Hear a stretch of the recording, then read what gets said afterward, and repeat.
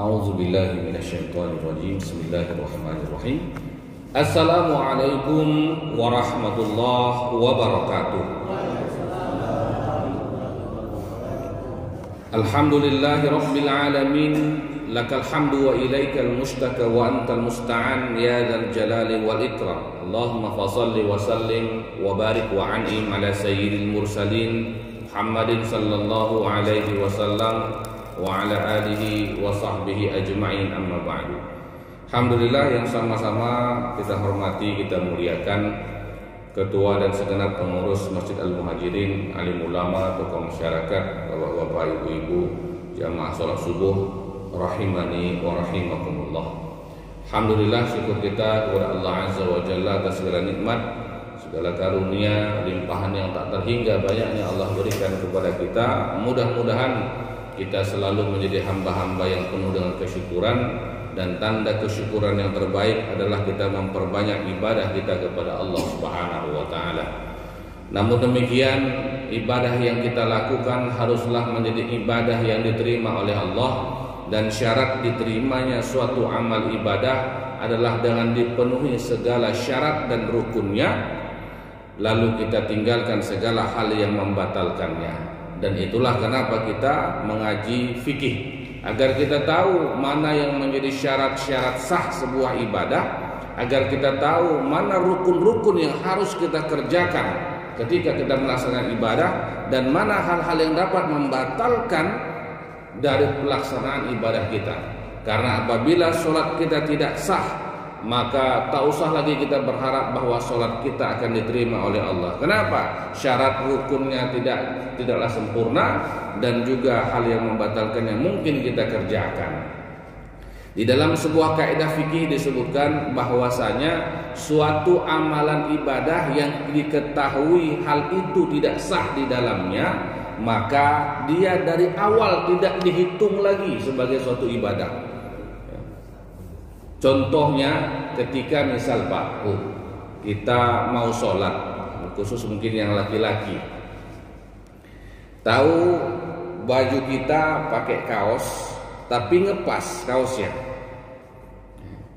dan sama-sama diketahui kalau dia ngepas gitu pakaiannya, kalau kita rukuk kan naik baju itu, atau kita sujud naik baju itu, nampak aurat belakang kita.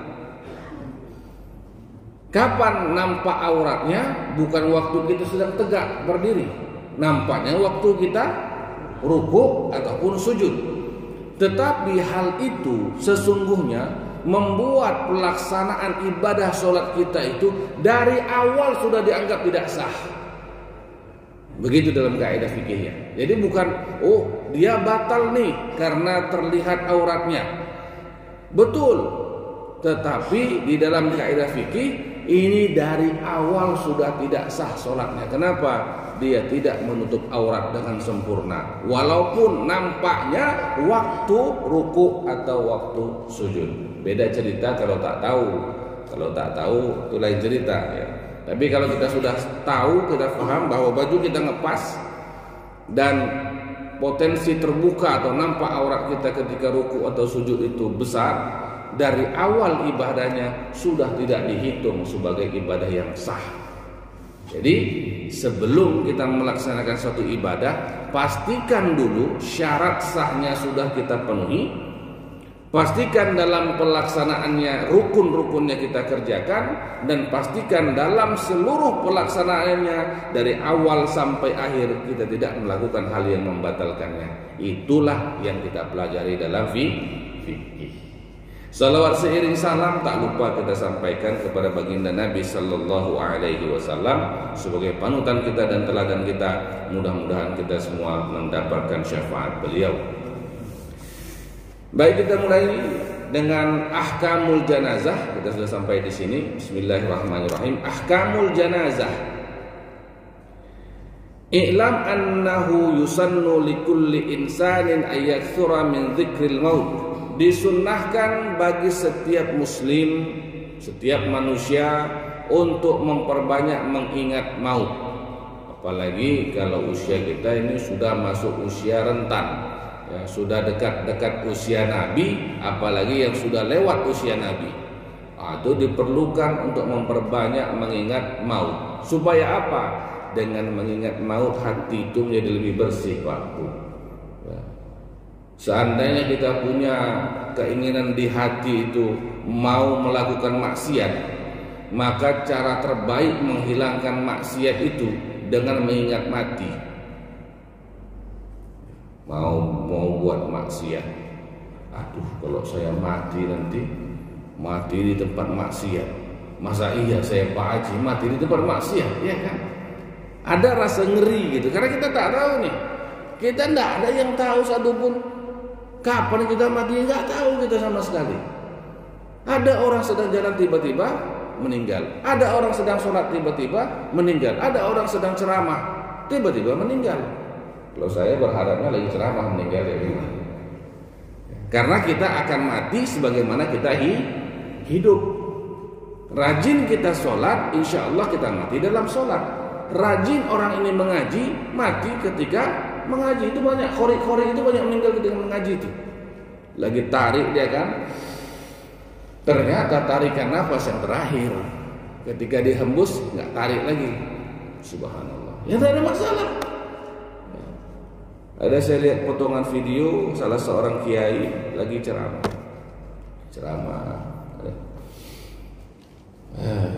Mas meninggal, masya Allah, enak sekali. Yang jangan kita mati lagi maksiat, lagi joget, ya kan? Lagi joget, jatuh, sudahlah. Kita ingin mengatakan ini semoga husnul khotimah ya. Mati lagi joget.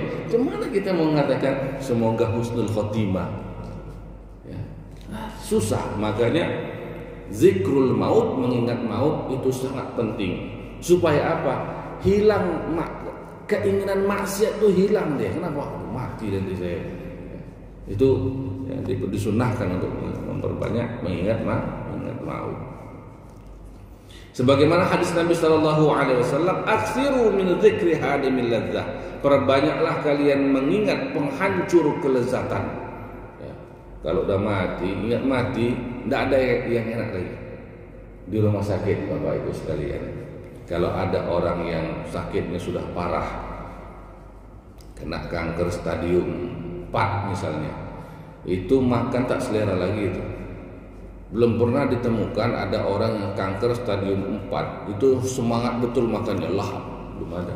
Kenapa? Tahu dia dikit-dikit lagi ini lewat ini. Ya, kalau stadium 4 secara adat tidak lama lagi itu. Ya, jadi hilang selera makan itu hilang. Padahal makan itu kan nikmat. Tapi ketika tahu kita tidak lama lagi lewat saya ini, hilang. Ya, kenikmatan itu hilang dia. Itulah maut. Wa ma yatlubu fi'luhu bil muslim hina ihtadarahu, dan apa yang disunnahkan atau diminta dari seorang muslim ketika hadir maut itu, artinya menjelang kematian. Wal ihtidar, dan yang dimaksud dengan ihtidar huwa zuhuru dalailil mauti 'alal marid, nampak tanda-tanda kematian pada orang yang sakit. Misalnya mulai perutnya, ya, perutnya itu macam bergelombang biasanya, macam bergelombang perutnya naik. Kemudian anggota tubuhnya sudah mulai dingin, ya, kakinya biasanya sudah mulai dingin, ya. Pandangannya sudah mulai nampak kosong, ya, mulai nampak tanda-tanda sakaratul maut itu. Saya yakin Bapak Ibu sudah pernah melihatnya ya. Orang-orang yang sedang mau meninggal kan mulai nampak, ya, pandangannya dah ke atas, ya. Kemudian mulai nanti dia gorok-gorok kan gitu. Maka apa yang dilakukan ketika seseorang melihat muslim lainnya sedang sakaratul maut? Yang pertama, fa idza wasala al-maridu ila darajatil ihtidar, ketika sampai masa di mana orang ini menghadapi kematian, nadaba, disunnahkan li ahlihi, untuk ahli keluarganya, ayyadja'uhu ala jambihil ayman muttajihan biwajhihi ilal qiblah. Ini diarahkanlah tubuhnya ataupun wajahnya ke arah kiblat.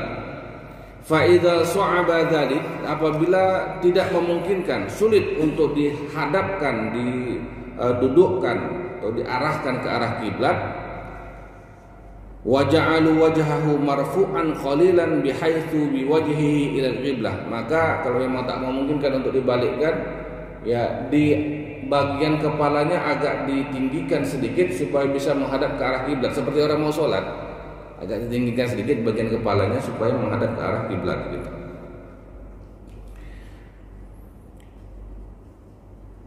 Wa kadza ikhmasahu wa huma asfala ar-rujul wa yusannu tawjihahuma ilal qiblah. Jadi memang kalau dia posisinya tidur begitu terlentang, maka hadap arah kiblat sana dia.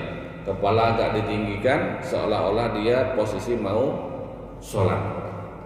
Karena kan posisi mau sholat boleh dia menoleh ke samping kanan, artinya menghadap ke arah kiblat, atau kalau tak memungkinkan maka diposisikan dia itu menghadap ke arah kiblat, kakinya ke sana, ke arah kiblat. Kepalanya ditinggikan sedikit. Yang kedua, yusannu ayulaqina syahadah wa hiya kalimah la ilaha illallah bisyaklin rafiqin wa biduni ilhah. Disunnahkan untuk mentalkinkan syahadah dengan kalimat la ilaha illallah dengan cara yang lembut dan tidak terburu-buru atau tidak memaksa. Jadi memang kita melaksanakan talqin itu, laqinu mautakum la ilaha illallah, kita mentalkinkan jenazah itu bukan kita paksa. Ya, ada orang sudah mau meninggal, la ilaha illallah, la ilaha illallah, tidak juga mengucap dia kan, la ilaha illallah, la ilaha illallah. Kita bukan mau memaksa dia mengucap la ilaha illallah, karena orang yang sakaratul maut sebenarnya itu dia hampir-hampir tak mendengar kita, hampir-hampir, dan sangat sulit bagi orang yang sedang sakaratul maut itu untuk sadar akan apa yang menjadi ucapannya. Ya. Sangat sulit untuk sadar, dalam keadaan tidak hampir tidak sadar apa yang dikatakan itu. Ya. Jadi yang kita lakukan dengan mentalkinkan ini adalah menjalankan sunnah. Menjalankan sunnah untuk mengantarkan seseorang yang sedang sakaratul maut dengan ucapan la ilaha illallah. Karena mudah-mudahan dengan ucapan itu Allah Subhanahu wa taala memudahkan bagi orang yang sedang sakaratul maut ini untuk menghadapi kematiannya. Jadi bukan kita yang mengajari dia, bukan. Orang yang seumur hidupnya jarang sholat, ya, orang yang jarang ke masjid, lalu dengan harapan ditalkinkan, nanti tolong talkinkan keras-keras ya supaya saya dengar. Nggak dengar itu, nggak bisa. Tergantung dari bagaimana hidupnya. Ada orang ditalkinkan la ilaha illallah, kambing, kambing, kambing. Ada. Ustaz saya pernah cerita, kawan dia ustaz juga, ya, ketika sakaratul maut mereka mentalkinkan ustaz ini la ilaha illallah. Apa jawaban yang keluar? Mbe, mbe, mbe. Rupanya kalau kata ustaz saya, kawannya yang ustaz juga itu punya travel haji dan umroh, tapi suka memainkan dam jamaah. Iya, itu permainan dam jamaah itu luar biasa. Jamaah satu kloter ada 400 kan, gak mungkin semua ngelihat ke sana untuk disembelih. Ini potong paling 100, 300 masuk kantong. Nauzubillah. Ya. Jadi yang begitu itu banyak, mafia itu memang mafia. Nauzubillah. Ya. Jahat, ada yang jahat ada. Ya. Karena godaan terhadap harta ini itu besar sekali. Ya, sekarang pun masalah haji kan sedang dipermasalahkan kan. Memang subhanallah, orang ibadah kok dimain-mainkan. Kecewa kita rasanya, sakit hati kita.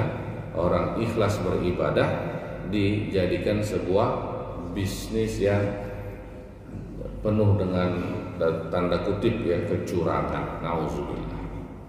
Nah, jadi kita mentalkinkan itu, kita hendak mengajar, bukan hendak mengajarkan, tapi kita mengantarkan orang yang sakaratul maut untuk menghadapi kematiannya. Tapi itu cerita kita ya, nanti disalahkan rumah sakit nanti. Nah, disunnahkan untuk mentalkinkan jenazah ketika kondisinya sakaratul maut. Dan yang kita lakukan hanyalah mengiringi jenazah. Nggak bisa kita paksakan dia untuk mengucap apa yang kita ucapkan. Saya yakin Bapak Ibu sudah pernah, minimal ya pernah, ataupun sering menyaksikan orang sakaratul maut. Banyak nggak Bapak Ibu sekalian yang mengucap la ilaha illallah? Banyak nggak? Di antara Bapak Ibu yang pernah menyaksikan sakaratul maut, siapa yang benar-benar menyaksikan langsung ini jenazah mengucap la ilaha illallah? Benar-benar fasih dia ucap. Ada yang pernah? Ada yang pernah? Sekian banyak kok nggak ada? Nggak ada Pak? Wajib belum pernah. Begitulah langkahnya orang yang sakaratul maut mengucap la ilaha illallah meskipun sudah ditalkinkan. Dan kita pun tak tahu, saya pun tak tahu apa saya bisa juga atau tak tahu saya. Itulah penelitian salah seorang dokter di rumah sakit Andalas di Padang.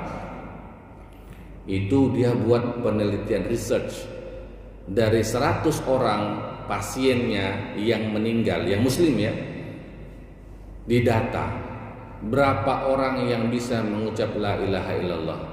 Berapa Pak kira-kira? 2. Dari 100 orang cuman 2 yang mengucap la ilaha illallah. Dia data namanya, dia data asal dari mana, data semua sakitnya apa. Dari 100 yang meninggal cuman 2, coba bayangkan. Begitu sulitnya la ilaha illallah. Jadi jangan malas kita dalam hidup ini mengucap la ilaha illallah. Jangan malas. Kenapa? Sebagaimana kita hidup, begitulah kita mati. Kalau kita orang yang banyak berzikir, ya, zikrullah, la ilaha illallah, insyaallah mati kita juga mudah mengucap la ilaha illallah. Lalu yang ketiga, yusannu ayyaqra'a indahu surat Yasin. Disunnahkan untuk membaca surah Yasin li hadisin, dengan dasar hadis iqra'u ala mautakum Yasin. Bacalah untuk orang-orang yang hendak mati di antara kalian surah Yasin. Hadis riwayat Abu Daud nomor 3121 dan Ibnu Hibban nomor hadis 720 wa sahhahahu, dan hadis ini disahihkan oleh Ibnu Hibban ya. Jadi betul ada hadisnya. Ketika kita orang mau meninggal kita baca Yasin, itu ada hadisnya ya. Oke, misal yang salafi menganggap hadis itu lemah, silahkan saja. Tapi ulama-ulama Syafi'i melihat hadis ini sahih. Ibnu Hibban menyebutkan sahih, perawi hadisnya sahih, dia bilang. Jadi tidak ada alasan untuk mengatakan Allah ngapain baca Yasin. Baca Yasin karena ada dalil hadisnya. Kadang-kadang kita ini nggak perlu dengar pendapat orang-orang yang tidak bermazhab itu, karena banyak sekali kelirunya. Mazhab yang 4, mazhab Imam Hanafi, Imam Malik, Imam Syafi'i, Imam Ahmad bin Hanbal, ini sudah ribuan tahun ada. Ribuan tahun ada, dikritik oleh berbagai manusia, dikritik sepanjang zaman, dan mazhab ini bertahan. Artinya apa? Kuat fondasinya, kuat pendalilannya. Jangan ragu kita untuk mengamalkan yang sudah disebutkan di dalam suatu mazhab. Kecuali tak bermazhab, yang kayak Salafi Wahabi kan tak bermazhab mereka. Mereka mengakui mereka tak bermazhab. Kami tak bermazhab. Mazhab kami manhaj sunnah Nabi. Jadi pokoknya mana yang hadis yang sahih katanya kan begitu.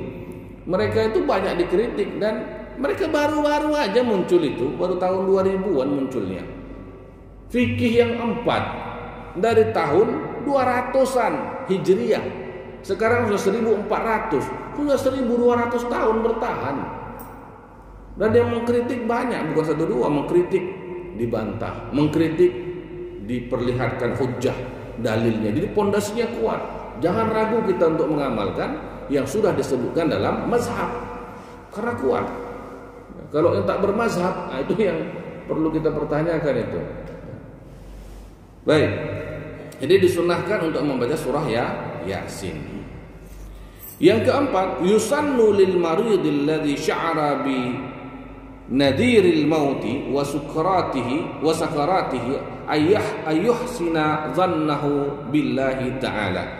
Disunnahkan bagi orang yang sedang sakit, ya, masih dia sakit tapi masih ada kesadaran dia, ya, tapi dia sudah merasa ini kayaknya sudah sakit betul ini, rasa-rasa ini udah mau dekat sakaratul maut, maka hendaklah si pasien ini yang sakit ini memperbaiki prasangkanya kepada Allah, bersangka baik dia kepada Allah, ya.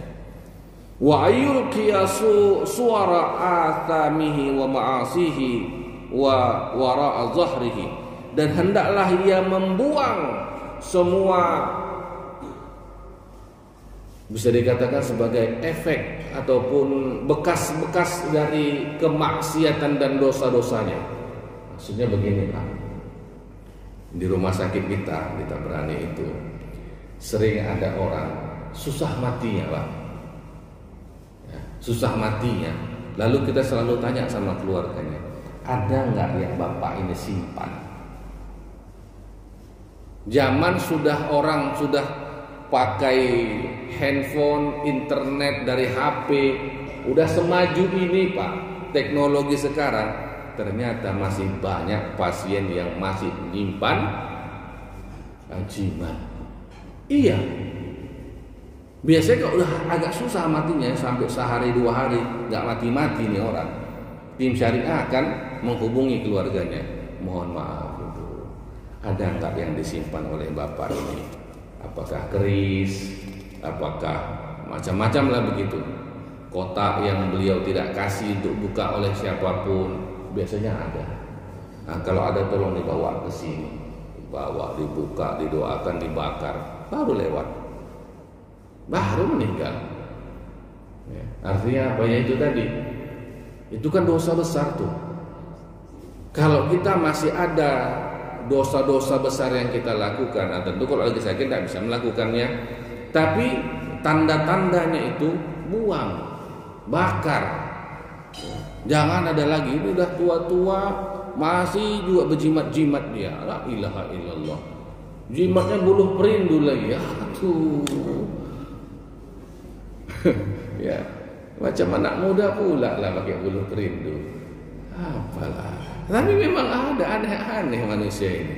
Ya, zaman sudah maju, masih juga pakai jimat berajimat. La ilaha illallah. Macam-macam. Ya. Nah, kalau dia misalnya merasa bahwa waduh saya dulu maksiat ini, perbanyak istighfar deh. Jadi dosa-dosa yang dia lakukan itu dia tinggalkan semua, baik dosanya, kemudian dia meninggalkan semualah di belakang. Jangan lagi dia ingat-ingat, dia beristighfar, dia mohon ampun kepada Allah. Dan kalau ada yang seperti tadi jimat-jimatnya, ya, peliharaan-peliharaannya, itu dihilangkan, dilepaskan.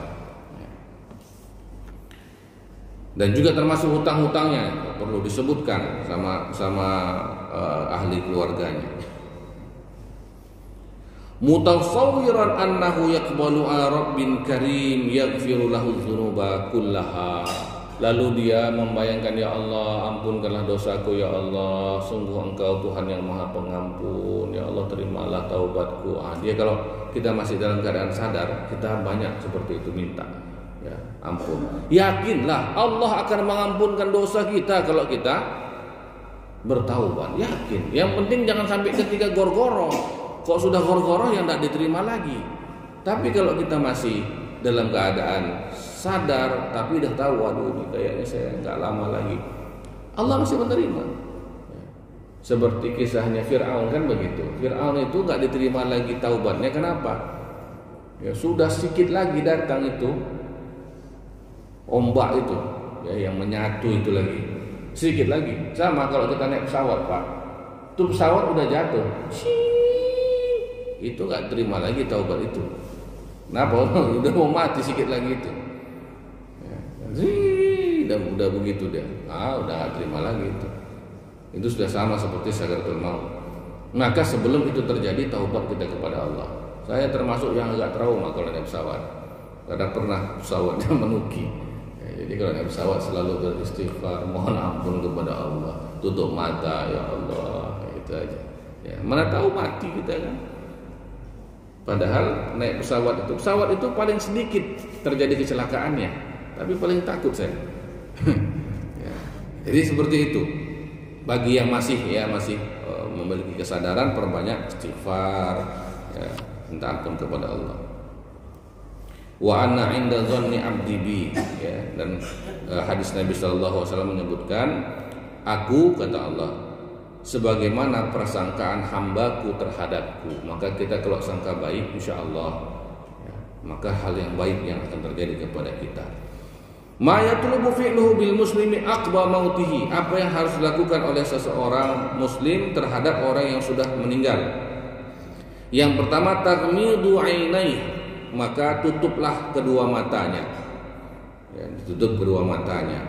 Wa syadda lahyaihi bi'adabah, rahangnya itu biar terbuka, karena ketika sudah meninggal maka tak ada lagi otot yang berkontraksi untuk menyangga mulut kita.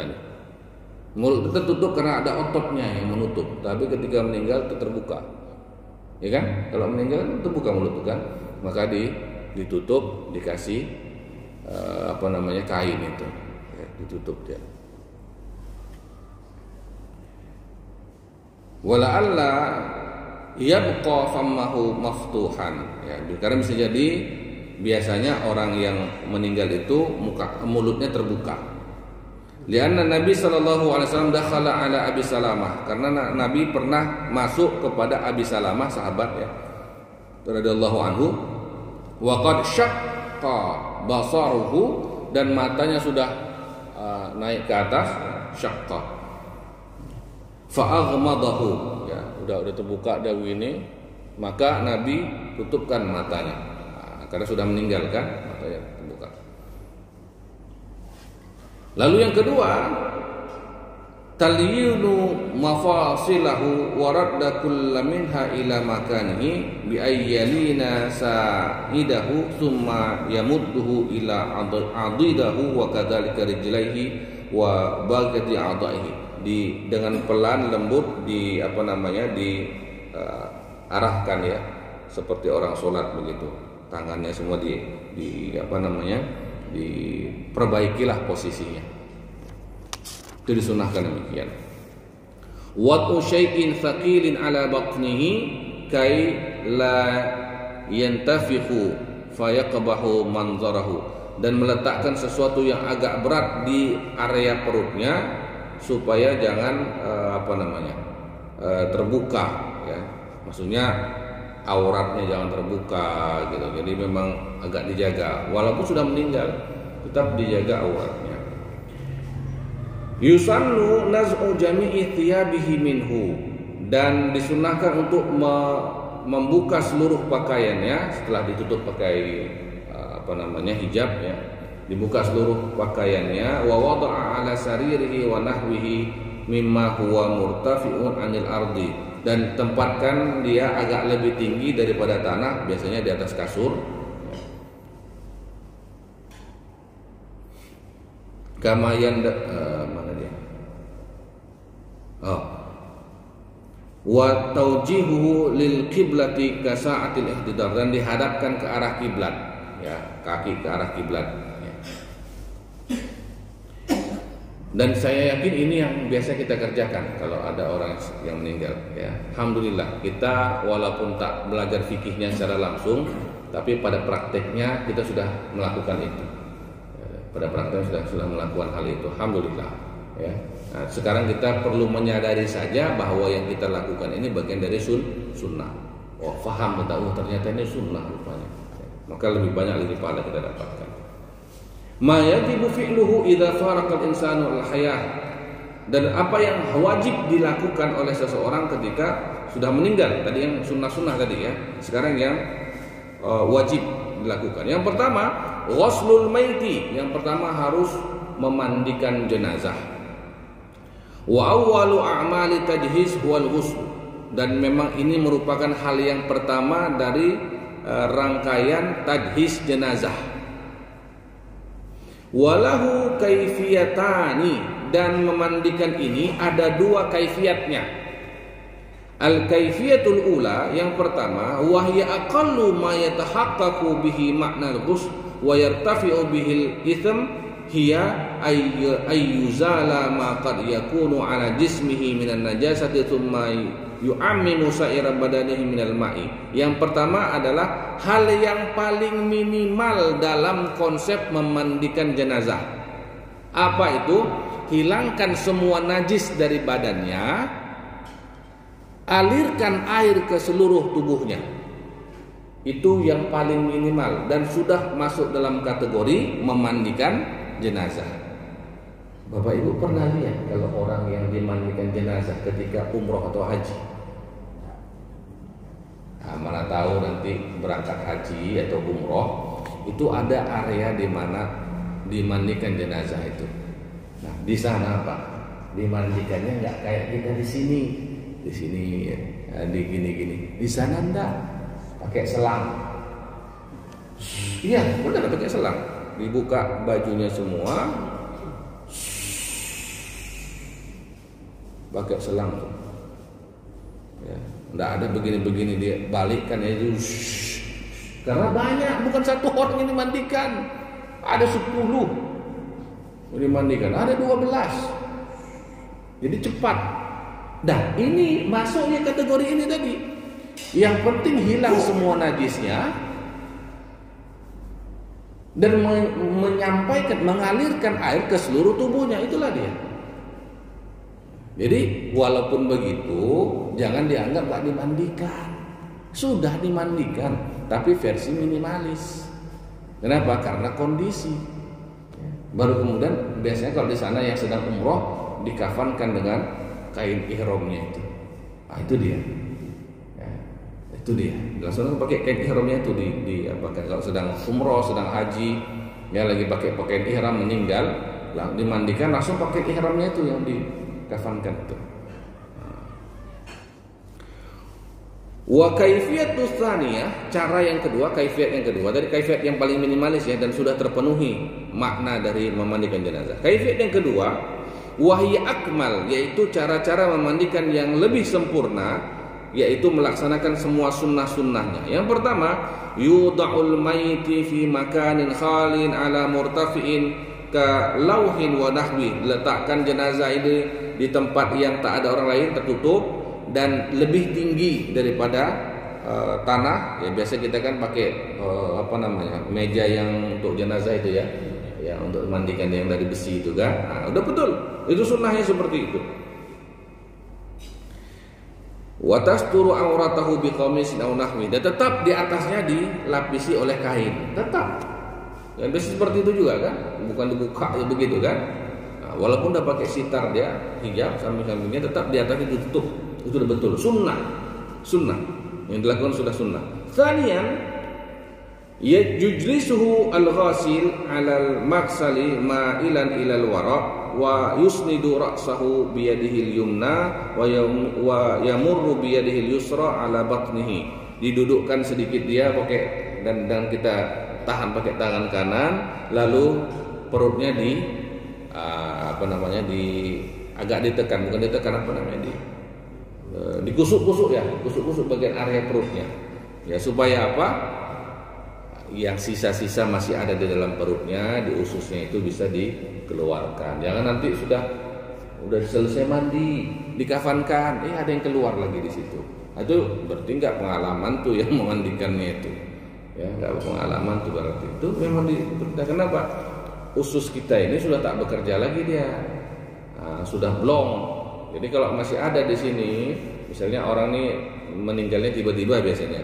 Tapi kalau orang yang sakitnya lama itu nggak terlalu banyak. Karena apa? Udah nggak banyak yang masuk ke tubuhnya kan, ke perutnya. Tapi orang yang baru tiba-tiba meninggal itu biasanya banyak tuh. Sisa-sisa di kotoran di perutnya dikeluarkan, dikusuk-kusuk. Ya. Summa yulafu yadahu al-yusra bi khirqatin aw qaffas wa yaghsilu sawataihi. Kemudian dengan memakai sarung tangan atau dari kain untuk ya semua anggota tubuhnya termasuk ke area kemaluannya. Ya. Tsaniyan yughsilu ra'sahu wa wajhahu bisabun wa nahwi minal munazzafat. Ya, membasuh kepala, wajahnya dengan sabun juga atau yang semisalnya, ya, semua anggota tubuhnya sampai bersih dengan sabun. Rabi'an yang keempat, yughsilu kamila syaqqihi al-ayman mimma yali wajhah thumma syaqqahu al-aysar. Kemudian mengalirkan air secara menyeluruh, mulai dari yang sebelah kanan, ya, kemudian baru ke arah yang sebelah kiri. Ya, jadi sebagaimana yang sudah kita lakukan biasanya dalam tajhiz jenazah itu sudah benar, sudah memenuhi sunnah-sunnah. Ya. Jadi yang penting kita pahami bahwa yang biasa dilakukan, kadang-kadang kan ada praktek tajhiz jenazah. Kapan terakhir ada praktek tajhiz jenazah di sini? Praktek tajhiz jenazah belum ada. Sesekali nanti panggillah ustadz yang memang dia ahli. Saya tahu tapi saya nggak ahli dalam mengajarkan gitu ya. Jadi siapa yang memang bisa sesekali itu yang dikaji bagaimana praktiknya dan bawa anak kita. Jangan kita yang mau meninggalkan bapak ibu ini. Nggak mungkin bapak ibu ini yang mandikan diri sendiri kan? Ya, bawa anak kita Pak Bu. Nah, nanti tanggal sekian-sekian ke rumah. Ngapain? Wajib ke rumah pokoknya. Bawa dia ke sini. Ngapain? Kau harus belajar praktek tajhiz jenazah nak. Kalau nanti bapak mati, kau yang mandikan, jangan orang lain. Begitu, todong Pak. Bu, todong Bu, anak perempuan ibu. Ya, nak, kalau nanti mama mati nak, kau yang mandikan, jangan orang lain nak. Todong dia. Ya. Jadi maksudnya begini, nanti ketika meninggal, anaknya ngeblank, bapak ibu sekalian ngeblank. Pasti ngeblank dia, nggak tahu dia melakukan apa karena masih shock. Ada nanti tentu kan biasa di masjid kan ada juga yang sudah biasa memandikan jenazah ya. Dia yang akan mengkomandoi begitu. Tapi yang memandikan tuh anaknya. Setidaknya dia pernah belajar, nggak perlu bingung. Kalau nggak bingung betul dia. Ya. Digosok, disangkanya gosok kayak orang masih hidup, digosok yang kuat. Menjerit ibu di dalam itu. Oh, iya, kata Nabi apa? Pelan-pelan, tamahal kata Nabi, pelan-pelan. Sesungguhnya jenazah ini walaupun dia sudah meninggal, dia masih bisa merasakan sakitnya itu akibat sakaratul maut itu.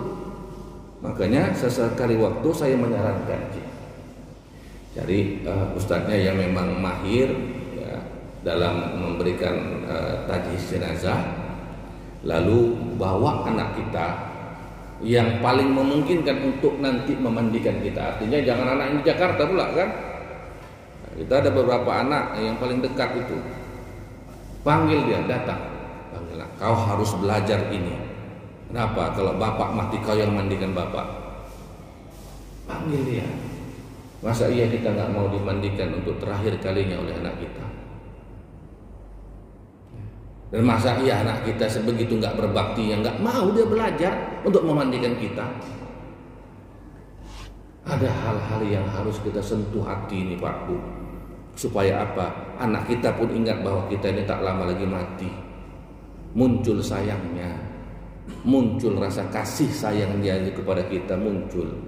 Kenapa? Manusia ini sifatnya lupa. Walaupun dia anak kita, kadang dia lupa sama kita karena sibuk dengan dunia. Ya, subhanallah. Nah ini dia. Baik, ada yang ingin bertanya? Persilakan. Silakan Bunda. Waalaikumsalam warahmatullahi wabarakatuh.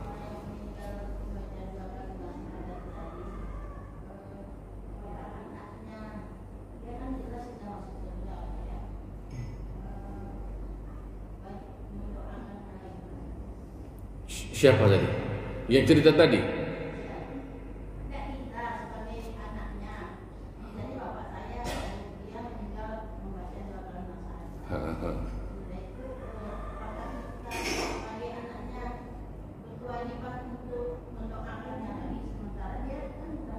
Ya, Masya Allah, Masya Allah. Ustaz, orang tua kami kan udah mengucap Insya Allah masuk surga. Iya, betul. Lalu apakah kita masih mendoakan lagi? Wajib. Masih terus mendoakan. Karena doa anak yang soleh dan soleha inilah yang menjadi penambah amal pahala orang tuanya. Ya kan? Idza mata ibnu Adam, apabila mati seorang manusia, in qata'a amaluhu, putus semua amalnya, illa min salas, kecuali yang 3. Ya. Amal jariah, ilmu bermanfaat, anak soleh yang mendoakannya. Jadi doa anak soleh itu, ya walaupun orang tuanya insya Allah masuk surga dengan bukti bahwa dia bisa mengucapkan dua kalimat syahadah ketika meninggal. Tapi surga itu bertingkat-tingkat. Ya. Surga itu bertingkat-tingkat. Mudah-mudahan dengan doa kita semakin bertambah derajat orang tua kita di surga. Ya. Allahumma amin. Dan ajarkan juga ini kepada anak-anak kita. Maka ngaji seperti ini juga bukan hanya kita ngaji fikih. Kita mengaji bagaimana kita juga bisa mempersiapkan diri kita untuk akhirat, mempersiapkan generasi setelah kita untuk menjadi orang yang soleh-soleha juga. Jadi doakan, harus doakan juga benar. Terus doakan biar bertambah, ya, biar bertambah. Boleh, itu sedekah jariah namanya. Boleh, ya, boleh. Masya Allah, itu Masya Allah, luar biasa. Baik, ada lagi yang bertanya? Silakan. Ada yang mau bertanya? Tidak ada. Nah, baik, kalau tidak ada, ya kita sampai bagian yang di sini. Insya Allah, kalau saya seperti saya sebutkan tadi, berpesan kalau boleh memang dipanggillah ustaz atau ustazah, ya biasa kalau bisa 2 versi, ya kan? Yang ustaz bapak-bapak sama anaknya, bawa anak bapak-bapak. Nanti yang ustazah juga, ya pekan depan yang ustazah khusus ibu-ibu, bawa anak perempuan ibu-ibu. Supaya apa? Mereka lah yang memandikan kita. Beda antara orang lain sama anak sendiri yang memandikan. Dan salah satu hal yang kenapa saya selalu menganjurkan agar anak kita yang memandikan kita, agar rasa cintanya itu gak pudar begitu saja. Artinya ada kenangan terakhir bersama orang tuanya, dan itu membuat dia, boleh jadi membuat dia sadar gitu, saya harus mendoakan orang tua saya, ya, maka terpicu dia untuk lebih banyak ibadah, ya, terpicu dia untuk lebih banyak bersedekah atas nama orang tuanya. Karena kita bicara agama ini, ngaji fikih seperti ini bukan hanya bicara masalah hukum A dan B, ya, tapi kita ingin agar agama ini, bicara masalah fikih ini juga menjadi identitas yang sejati bagi diri seseorang muslim. Orang muslim, mukmin itu dia penuh dengan rasa kasih sayang.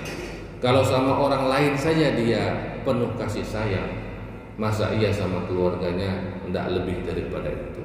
Jangan lupakan anak-anak kita, karena zaman sekarang ini semakin luar biasa membuat kita lupa, ya, lupa dengan keluarga kita. Bapak ibu yang sudah punya anak-anak, kapan terakhir anak bapak ibu menghubungi? Itu pertanyaan besar sebenarnya. Yang kita coba cuek, dia lagi sibuk kan. Dia lagi sibuk kan. Sama seperti saya pun begitu. Kadang-kadang seminggu sekali saya menghubungi orang tua. Ya, rasa-rasa berdosa saya itu.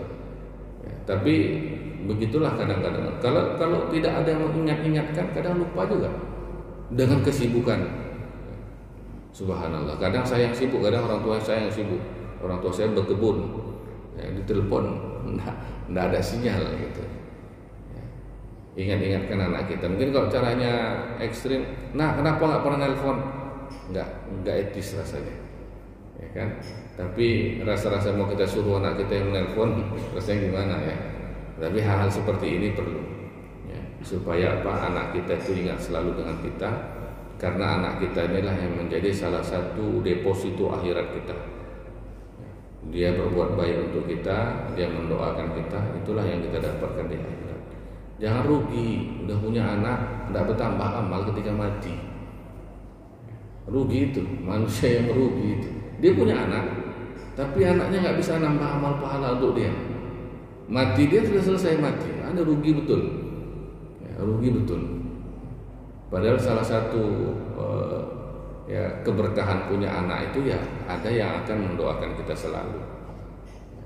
Baik, terima kasih Bapak Ibu rahmat Allah Subhanahu wa taala. Semoga Allah menjadikan kita, keluarga kita, orang-orang yang selalu dekat dengannya, selalu saling mencintai, selalu saling berkasih sayang dalam keluarga kita, sehingga keluarga kita, keluarga besar kita menjadi keluarga yang sakinah, mawaddah warahmah, penuh rasa kasih, penuh rasa sayang dalam bimbingan Allah Subhanahu wa taala.